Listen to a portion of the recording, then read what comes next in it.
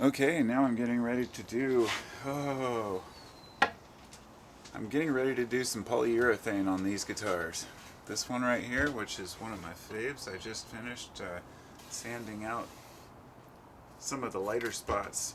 So it was just ground out, then in case this video is being watched, this is part of a series, but it's also probably a standalone video since it's going to deal with varnishing and be kind of a philosophy about different types of methods and different types of people. And the funny thing I wanted to talk about here is how anal and ridiculous people are who play instruments about instruments.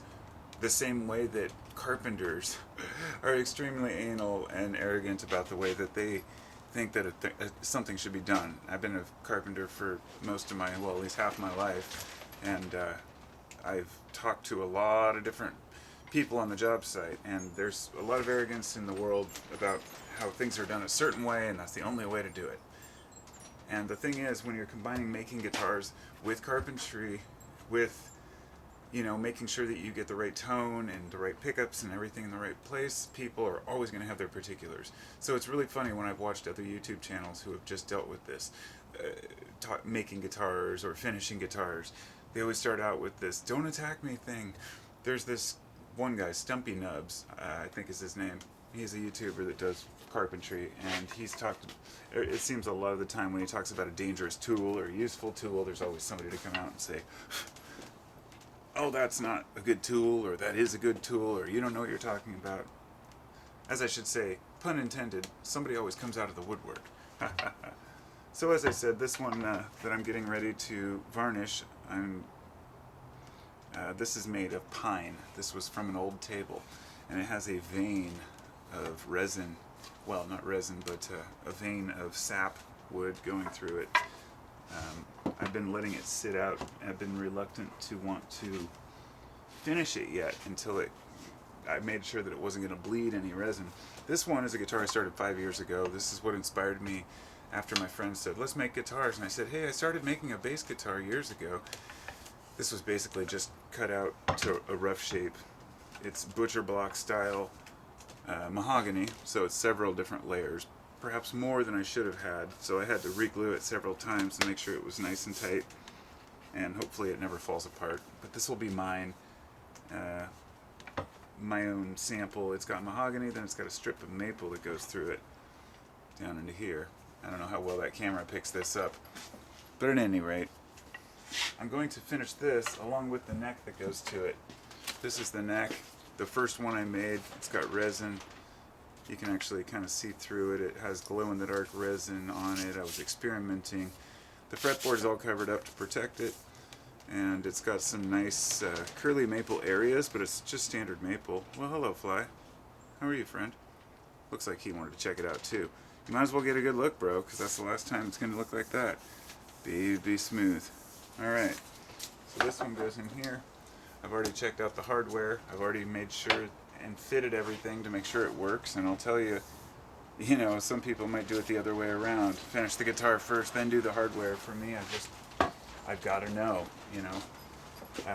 if it's going to fall apart first. And since they were my first guitars, I figured I might as well do that. So my apologies that the sun is right over my shoulder. There's nothing I can do about that. So it's going to cast a shadow when I'm walking over here. But here's what I'm using today. This is Varathane polyurethane, but it's a water-based polyurethane. And some people may have a different opinion about the value of water-based polyurethane versus oil-based, and that's what I meant about people in particulars. I've done a lot of wood finishing, and I've found some are better than others. I like wipe-on poly. I also like spray-on poly. The difference between wipe-on poly and brush-on poly is pretty much a matter of adding a little bit of mineral spirits to a standard oil-based poly. But this one is water-based, so you don't mess with it. This is a crystal clear satin, and in the can it's white. This isn't the same for oil-based, just the water-based stuff. And so what I'm going to do first, or what I'd like to do, for what it's worth, I don't think that that's really matters if I get it on the towel, but I'd like to have a hard surface.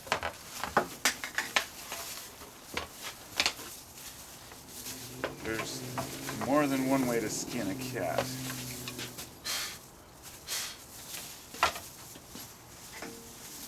I heard PETA said we shouldn't use that term anymore. So what I have right here is a brush to get this into the grooves, and a sock, an old sock to wipe it off. And I'm just going to go through, and I think I'm going to start on the back of the guitar, because then when I flip it, in case there's any impressions or anything like that, it won't be an issue. I'm going to tell you, prepping and setup is important, and make sure everything's clean. Make sure you have all the hairs. I have a freaking husky sitting over here behind me, so, you know, everywhere I turn there's hair.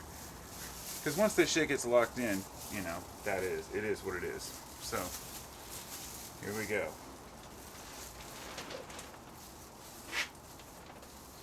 Now when I first started doing this, I actually stained it a dark color. This was of course pine, so it was very light. I stained it dark, and then I came back and I hit it, you know, days later, which was today, to make the little light areas. And I'm really glad I did, because if I hadn't done that then, I wouldn't have been able to get the same result that I'm going to get now. If I already went over it with, you know, poly once, oops, dog hair. If I already went over it with poly once, then it'd be really hard to kind of, you know, get those areas taken back down. And mind you, this looks white and it looks horrible, and it'll be fine. It'll turn clear pretty quick. So as I was saying about musicians, about carpenters, I mean, it's, I would imagine, probably the same in many, many different trades. I don't care what you do, welding, you know, probably even high-rise window washing. I mean, it's the thing is that people want to be proud of what they do and what they know. And this is something that is the, I guess, the message I'm going to try to convey here. And people are really proud of what they want to know, what they think they know, and this is, I mean, this is why conspiracy theorists, if to use that term, love to band together and, you know, agree on certain topics. It's not really about the topic even. It's more about that community and that connection. And that's not a bad thing, and I'm not dissing, because I think it's great, actually. I think that we need more of that, more connection, as long as it's not causing division in other aspects of life. So what happens is, instead of people just being glad that they know how to do something, or they know about something, they always want to have one up on everybody else and say they know better. Not for the sake of learning, but for the sake of just, you're wrong, I'm right. You know, we all encounter this in our daily lives, people who just won't even listen to anything you have to say about certain topics or evidence. So you're online, you're talking with somebody on a forum about guitars or on YouTube or elsewhere, and you're going along having a discussion or watching a video and chatting, and somebody makes a claim that, oh, I use this material, and somebody jumps down their throat and they're like, oh, that's the worst stuff to use. They say, well, it works for me, you know, I've always used it successfully, and it becomes this big debate about how a person's just ignorant because they don't know, you know, they don't know the secrets. This is why you don't do this. And believe me, like I said, I was in construction for years, and I've had plenty of bosses who, when I asked them, why do you do it this way? You know, why can't I do it this way? They'd say things like, because that's the way it's always been done. Not because there's any particular reason, just because that's the way they learned and that's the way they want you to learn. But, that said, there are reasons why things are done a certain way. I mean, but I guess the point I want to make isn't whether, let's say, using water-based Varathane is right or wrong.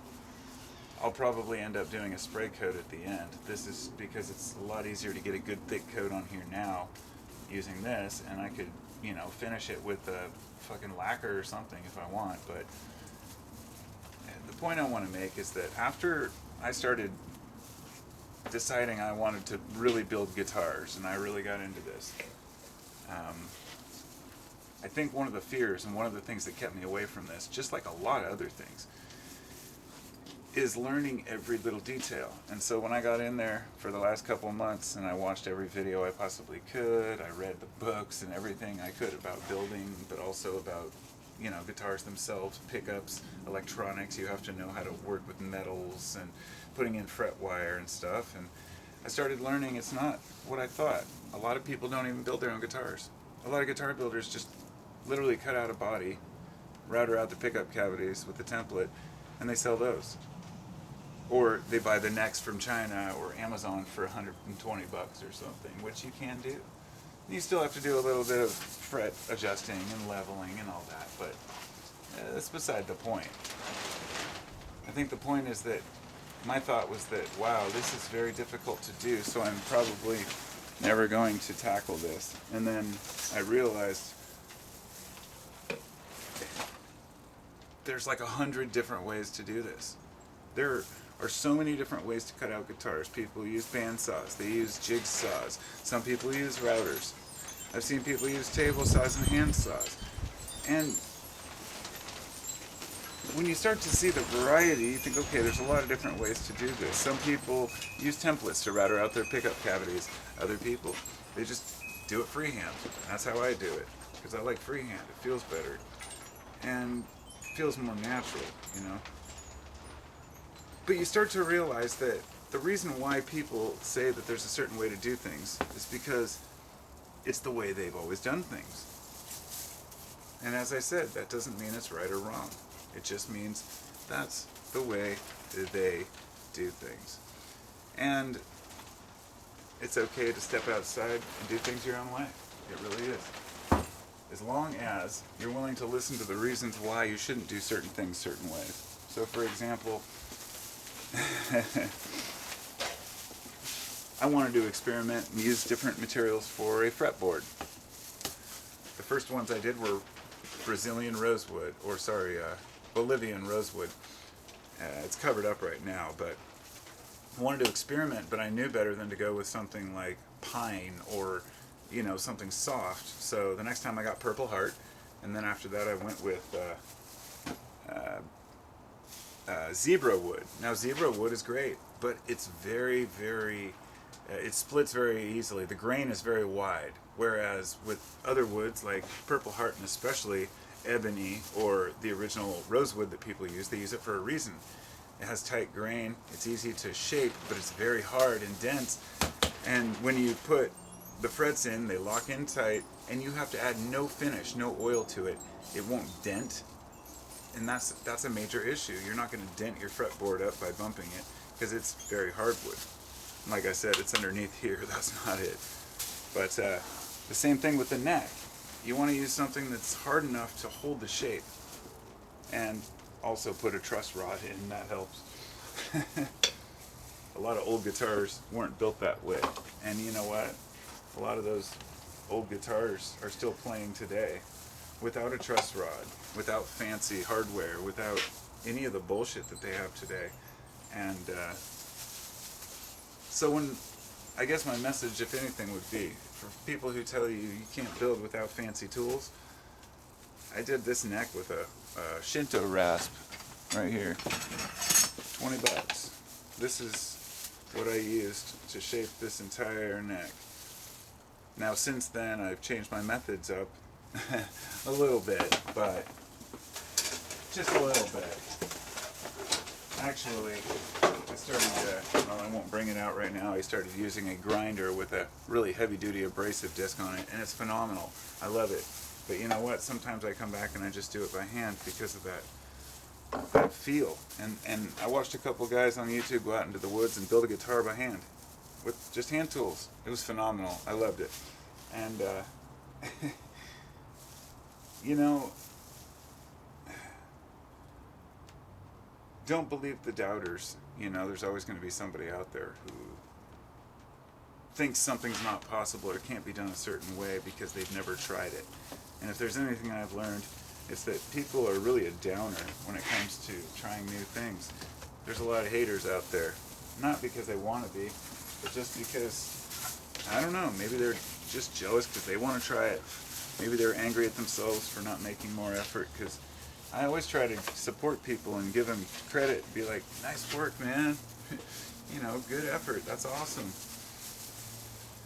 At any rate, I guess I'm going to go ahead and stain this, or varnish this stained one here now. And I'm going to go ahead and go, because I'm not going to bore you with any more of my rambles. But thanks for listening. I just wanted to talk about a few things. You know, take initiative. Do the things that move you. Find something in life. Hit my head on the light. Find something in life that inspires you and tackle it. And it may change. You may go through many different phases of what you find interesting. That's totally okay. I do. There's a quote from a philosopher that said, specialization is for insects. Don't remember who said it. It was more recently, but totally agree in the sense that, you know, this idea to live for one job and one idea and just be totally focused on only one thing for your whole life. I mean, it's okay to work one job. That's not the issue. The issue is only thinking tunnel vision, I guess. I don't know. At any rate, I'm rambling. I got to get to this because I want to get this first coat on and get it done. So, talk to y'all later. Thanks for listening. Leave a comment. I'll talk to you next time.